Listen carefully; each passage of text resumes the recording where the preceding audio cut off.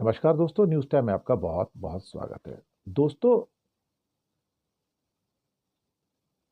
Karnataka BJP के अंदर इतनी बड़ी विद्रोह की स्थितियां जो पहले कभी नहीं देखी गई। दो गुट बन गए हैं।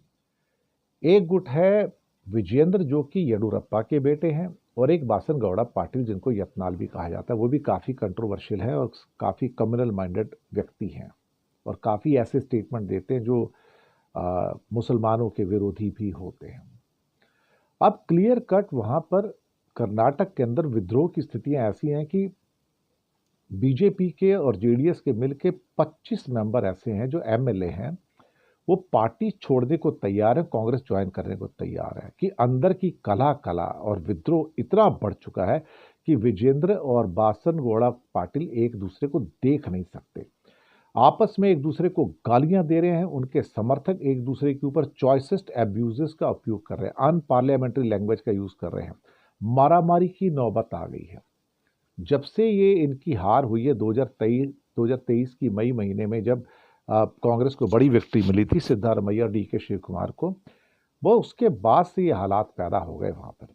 और ऐसी मतलब अ, आपस में फाइट हो रही हैं जहां पे गालियां तक दी जा रही हैं। मारामारी की नौबत मतलब आने वाली है या आ चुकी है। अब मुझे लगता है कि इन सिचुएशन के अंदर उनके पास कोई बचता तो है नहीं। अब विजेंद्र को एक एडवांटेज ये है कि वो येडुरप्पा के बेटे हैं, तो येडुरप्पा तो जब तक जिंदा है अपने आप को कर्नाटक का सर्वे सर्वा समझते हैं, यानी कि बीजेपी का सर्वे सर्वा समझते हैं। अब ये बासनगौड़ा पाटिल और विजेंद्र, ये दोनों के दोनों जो है ये लिंगायत कम्युनिटी से आते हैं, जो प्रभावशाली कम्युनिटी है, तो आप सब लोग जानते ही हैं। और कर्नाटक की पॉलिटिक्स भी ऐसी है कि इतिहास भी कुछ ऐसा है कि वहां पर भारतीय जनता पार्टी की कई बार मिलजुल के सरकारें तो बनी हैं, लेकिन आज तक इतिहास में भारतीय जनता पार्टी कभी भी असेंबली में अपने बल पर पूर्ण बहुमत कभी नहीं प्राप्त कर पाई, और कांग्रेस वहां पर हमेशा लौट कर आती रही। इतिहास भी ऐसा है उनका।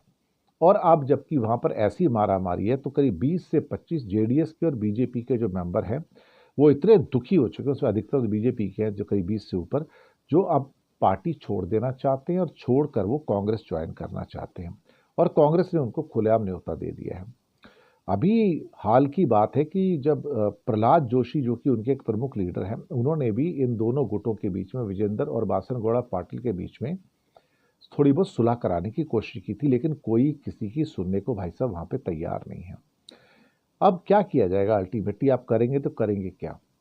और कांग्रेस क्लेम कर रही है कि 25 एमएलए उनको अभी से शिफ्ट करने को तैयार है, बीजेपी भी छोड़ने को तैयार है, और जेडीएस के भी कुछ मेंबर है वो भी छोड़ने को तैयार हैं। मुझे लगता है ये जो फ्यूड है दोनों में, जो चॉइसेस्ट एब्यूजेस हैं, वो भी हो रहा है।